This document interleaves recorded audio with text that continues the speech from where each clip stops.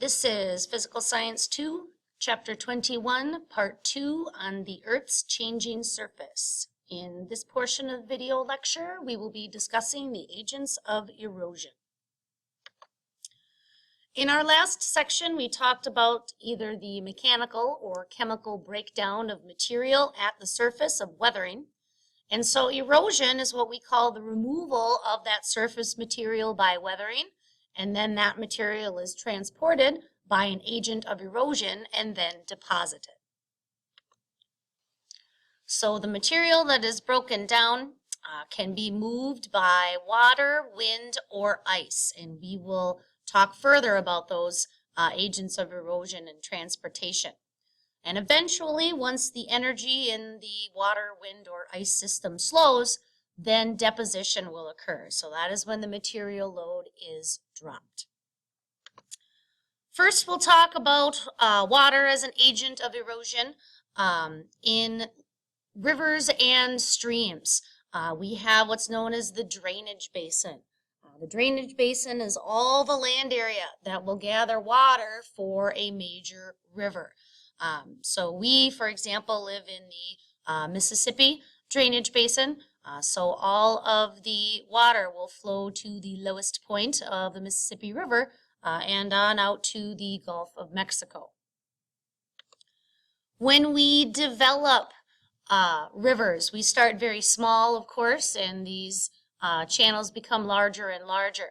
So as water flows downhill, as with gravity pulling everything downhill, it will bring sediments with it, and that will continue to erode or wear away the surface, and channels will begin to be cut. So a river starts out as a very tiny, tiny stream of water that's called a rill, and a rill will develop into generally what's called a gully.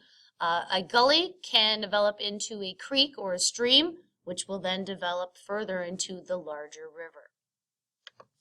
So with stream deposits, when we talk about our different sizes of sediments, when the water in the river or stream slows down, certain sediment loads will be dropped. So heavy particles, things that are gravel or boulder or cobble sized, will drop first due to the fact that they're heavy. And the tiny little silt and sand and clay particles can make it further down the stream and generally be deposited away from the mouth of the river. Floodplains are another feature of erosion by running water. Floodplains are called this because they're only submerged during the flooding season or the wet season. Floodplains were very important to ancient cultures and civilizations. This is where they generally would plant their crops, and so they could use the floodplains as a way to irrigate their crops. A delta is another feature of running water deposits. A delta is a fan-shaped deposit, generally made of sand or silt or clay, that are found at the mouth of rivers. The reason why they're called deltas is because the Greek letter delta is in the shape of a triangle or kind of a fan. And so river deltas are often kind of fan out from the mouth of the river. And so all of those smaller particles end up in the river delta. Ice is another way that water can erode away. We can take a look at two different types of glaciers and their erosional features. Generally, when you think of a glacier, more than likely you're thinking of a valley glacier. So these are glaciers that are in mountainous regions. There is a common misconception about glaciers. When we have the snows being very heavy, glaciers will advance. So it is as if the glacier is growing ice and crawling down the mountain. And when the glacier, when the season comes to, when we have the melting season and in the springtime, it's often said that glaciers retreat. However, glaciers always move forward. Gravity is pulling all of that material down to the lowest point. The only way that glaciers retreat is if there is more melting than there is more snow accumulation. So in a valley glacier, at the very top we have what's called the zone of accumulation, so that's where it snows. And at the very end, or the snout of the glacier, we call that the zone of wastage. So that's where the melting occurs. Continental glaciers, these are flatland glaciers. Instead of going down a mountain valley, they kind of spread out from a general area. Continental glaciers are very common, for example, in Antarctica. Some erosional features from glaciers.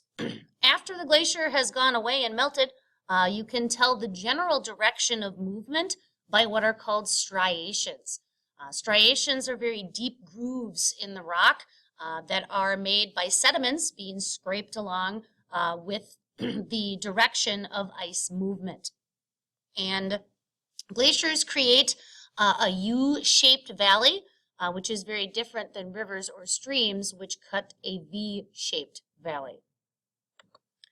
Some other features, once the ice goes away, in some cases there may be an arete. Arete is a French word. It means knife edge. So aretes are created by glacial streams up on a mountain that erode very sharp edges. And so it kind of looks as if a knife is sitting on its backside. A cirque is a bowl-shaped depression formed from sheets of ice carving out of the mountain. A cirque looks like somebody took a big ice cream scoop out of the mountainside. And then the glacial horns. If we get a lot of these bowl-shaped depressions on each side of a mountain, we can form a horn.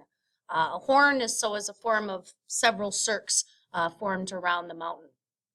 Very famous horn in many in Europe. One is the Matterhorn.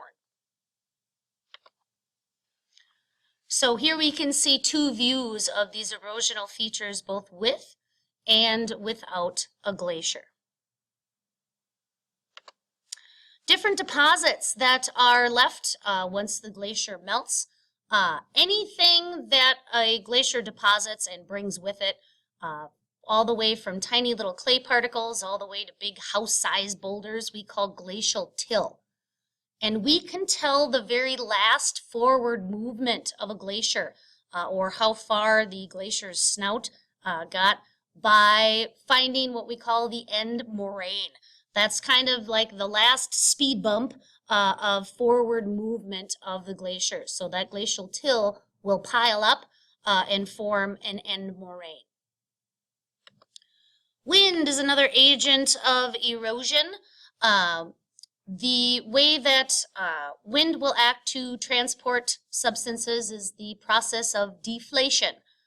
Deflation is when the wind blows and moves the very smallest of particles and blows and transports them away, and then that leaves the heavier particles behind. So it's as if the ground is kind of deflating.